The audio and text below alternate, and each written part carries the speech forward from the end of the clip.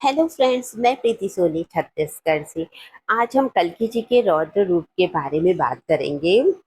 कहते हैं कि भगवान अभी बहुत क्रोधित अवस्था में है, तो भगवान को इतना क्रोध क्यों आ रहा है, वो इतने क्रोधित क्यों है।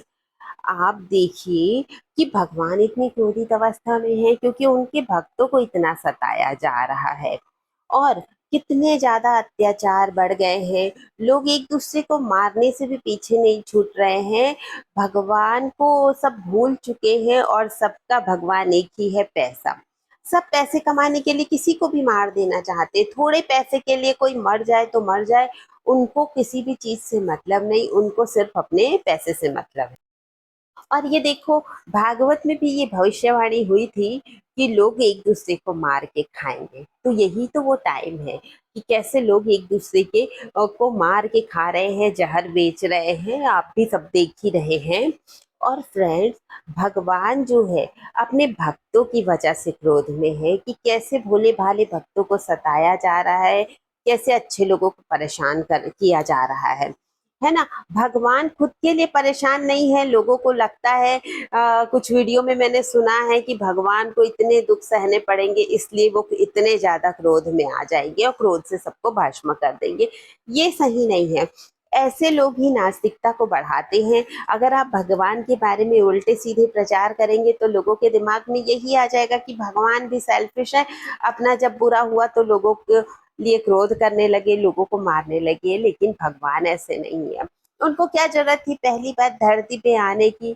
वो भक्तों के लिए धरती पर आए हैं, इस पृथ्वी को बचाने के लिए धरती पर आए हैं। अगर ये पृथ्वी नहीं बचेगी तो फिर कैसे होगा, है ना।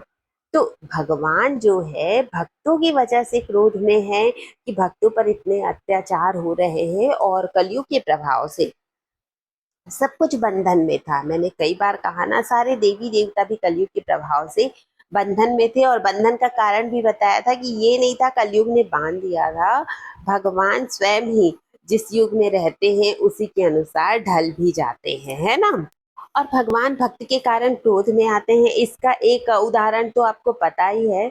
जब भगवान का नरसिंह अवतार हुआ था और जब भगवान ने हिरण्यकश्यप को मारा था खंबे से निकल कर, तो भगवान क्या नरसिंह अवतार में थे और भगवान ने उसे उसका लहू पिया था, खून पिया था और ये इसी सिंह रूप में मारा था ना। तो उस समय क्या हुआ था कि लोग प्रहलाद को भेज देते हैं कि आप जाओ गोद में बैठ जाओ, भगवान से विनती करो तो आपको देखकर भगवान शांत हो जाएंगे। और प्रहलाद जी ने भी बहुत सुंदर वहां पर भगवान की विनती की और उनको प्रसन्न किया। तो भगवान का बाहरी शरीर तो शांत हो गया, लेकिन वो अंदर से बहुत ज्यादा क्रोधित थे। और वो क्या था, हिरण्यकश्यप जैसे राक्षस का मांस और खून चख लिए थे, तो उनका क्रोध शांत ही नहीं हो पा रहा था। तो जब भगवान क्यों क्रोध में थे, क्योंकि भगवान क्रोध में आते हैं कि उनके भोले भक्त प्रहलाद को कितना ज्यादा सताया हिरण्यकश्यप ने, कितने अत्याचार किए, कितने तरीके से मारने की कोशिश की। और भक्तों की रक्षा के लिए देखो भगवान सदा तत्पर रहते हैं। हिरण्यकश्यप प्रहलाद का कुछ भी नहीं बिगाड़ सका। फिर जब भगवान का क्रोध शांत नहीं हुआ और वो क्रोधित अवस्था में इधर उधर भटक रहे थे, कभी पहाड़ों पे हाथ मारते, कभी क्रोध से चिंघाड़ते दहाड़ते, तो ये सब देखा शिव जी ने। तो शिव जी उन्हें उनके क्रोध को शांत करने के लिए सरप जी का अवतार लिया। आपने भी सरप जी का अवतार के बारे में सुना ही होगा। सरप जी का अवतार लिया। सरप जी का अवतार कैसा था कि उनका आधा शरीर जो है शेर का था और नीचे इंसान के जैसे था। और उनके जो है 10 पैर थे और बहुत हजारों भुजाएं थी उनकी और 2 सोने के पंख थे। सोने के पंख कहना चाहिए, यानी सोने के समान चमकते हुए पंख थे। और वो जाके फिर नरसिंह भगवान से युद्ध किए। नरसिंह भगवान से युद्ध कर रहे थे भगवान। तो क्या हुआ, पूरे सृष्टि में हाहाकार मच गया। कोई जीत ही नहीं रहा था, वार पे वार हो रहे थे, कभी नरसिंह जी जीतते, कभी सरब जी जीतते। उनका क्रोध शांत ही नहीं हो रहा था और ये युद्ध चला 18 दिन तक। फिर क्या हुआ, जब सब पूरी सृष्टि हाहाकार करने लगी, तब जो है शिव जी और पार्वती जी के अंश से एक जो है माता प्रकट हुई, देवी प्रकट हुई, जिसे नरसिंही भी कहा जाता है और उनको प्रत्यंगिरा भी कहा जाता है। तो वो जो है भगवान के सामने आई। उनका रूप कैसा था? वो भी ऊपर का सिंह की जैसा रूप था उनका, और केश लहरा रहे थे, नीचे स्त्री का रूप था, और उनकी सहस्त्र भुजाएं थी। और इनके अंदर जो है सरब जी की भी शक्ति और नरसिंह जी की भी शक्ति, दोनों की शक्ति समाहित थी। जब शिव जी और विष्णु जी जब लड़ रहे थे नरसिंह जी और सरब जी के रूप में, तो ये माता उनके पास गए। जैसे ही उन दोनों ने माता प्रत्यंगिरा को देखा, नरसिंही देवी जी को देखा, तो उनका क्रोध शांत हो गया और दोनों इनको प्रणाम किए। इस तरीके से उनका भगवान का क्रोध शांत हुआ। तो भगवान का जब क्रोधित थे भगवान, तो उनके क्रोध को शांत करने के लिए वो भगवान शिव जी को आना पड़ा, उनके साथ युद्ध करना पड़ा। इसी तरीके से अभी कल्कि जी भी बहुत ज्यादा क्रोधित अवस्था में है, क्योंकि जितने भी अत्याचार अभी के टाइम पे हो रहे हैं, किसी भी युग में इतने अत्याचार नहीं हुए, लोग इस तरीके से दुश्मन नहीं थे एक दूसरे के। आप देखो, मार के खाने की बात तो अलग है, कैसे स्त्रियों पर अत्याचार हो रहे हैं, कैसे कहीं भी उठा कर ले जा रहे हैं, और कितना ज्यादा गलत काम उनके साथ हो रहा है। और स्त्रियां भी पीछे नहीं है किसी भी मामले में, वो भी किसी को मारने को तत्पर है। माँ भी माँ नहीं रही, माता को माता नहीं होती बोलते, लेकिन अभी ये कलयुग के टाइम पे तो सब कुछ पॉसिबल है।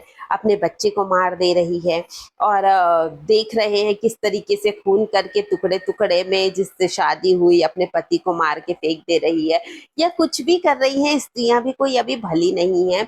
सब तरफ से कहने का मतलब हर तरीके से पाप अत्याचार बढ़ जा रहे हैं। कोई बाप भी बाप की तरह नहीं है, पिता भी पिता की तरह नहीं है ना, वो भी कितने गलत काम करने लगता है बच्चों के सामने। अभी अभी एक केस आया था ना, आपने भी सुना होगा, एक एडवोकेट ने सुसाइड कर लिया था अपने पिता से प्रताड़ित होकर। कितना लंबा चौड़ा लेटर लिख के उसने सुसाइड कर लिया, अच्छी खासी जॉब मिलने के बाद भी। तो ये रिश्ते भी ने कहाँ बचे हुए हैं, कोई रिश्ता भी नहीं है, यानी कहीं से भी ये पृथ्वी जो है सुरक्षित नहीं है। और लोग नहीं कहते कि आप इतनी बड़ी बड़ी बातें करते हैं तो हिमालय में चले जाओ तपस्या करने। हिमालय भी कोई सुरक्षित स्थान नहीं रहा है अभी के टाइम पे। जिसको तपस्या करना है, और खासकर स्त्रियों के लिए तो बहुत जरूरी है, जो भी करना है आपको, जितने धार्मिक आध्यात्मिक कार्य कर रहे हैं घर पर रह के ही करिए। और इसी बीच करिए कि आपको काम के बीच ही समय निकालकर भगवान का नाम लेना पड़ेगा। तो इस तरीके से भगवान जो है ना, अपने लिए कभी क्रोधित अवस्था में नहीं आते। मैंने वीडियो सुना किसी का, तो मुझे बहुत बुरा लगा। ऐसा कैसे बोलते हैं कि भगवान को जॉब नहीं मिलेगी, उनके साथ जितने रहने वाले सबको जॉब मिल जाएगी, इसलिए भगवान को क्रोध आएगा। भगवान के क्रोध का ये कारण नहीं है, भगवान के क्रोध का यही कारण है कि बस कलयुग अपने चरम पर पहुंच चुका है, किसी के अंदर भक्ति नहीं है। कोई कहता है ना कि अभी 33 करोड़ लोग बचेंगे, फिर वो 64 करोड़ में भी आ जाते हैं। तो आप ही देखिए, 33 करोड़ बचेंगे, तो आपको क्या लगता है? आपने 500 लोगों को देखा, किसी के अंदर वो भक्ति भाव दिखाई देता है कि आपको लगता है कि यही सच्चा भक्त है, यही बचने के काबिल है?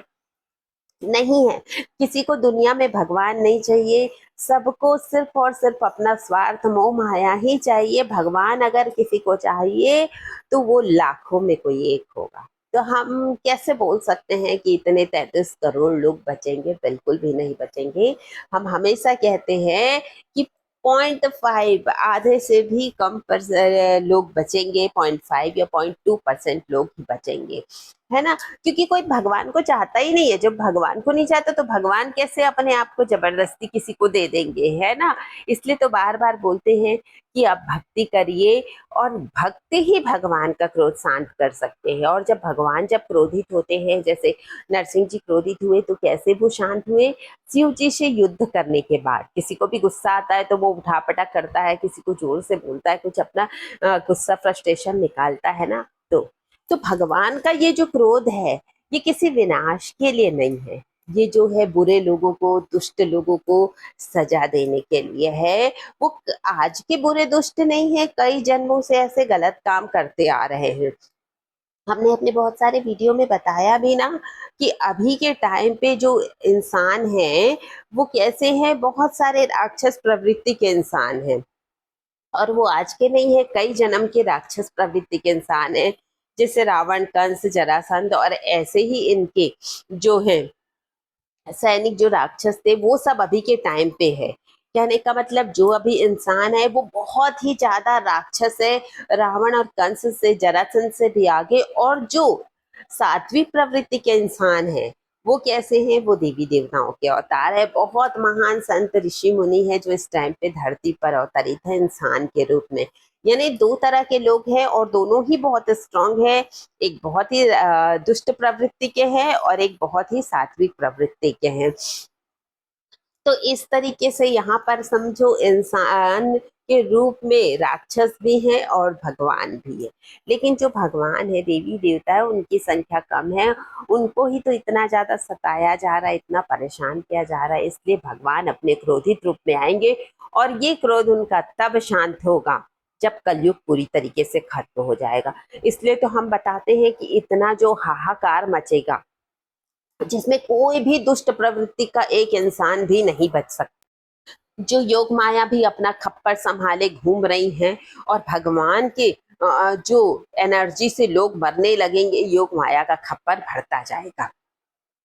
अगर आपको मेरी बात सही लगती है तो हमारा वीडियो लाइक, कमेंट, शेयर जरूर कीजिए, और जो नए हमारे चैनल पर, हमारा चैनल सब्सक्राइब जरूर कीजिए। Thank you friend.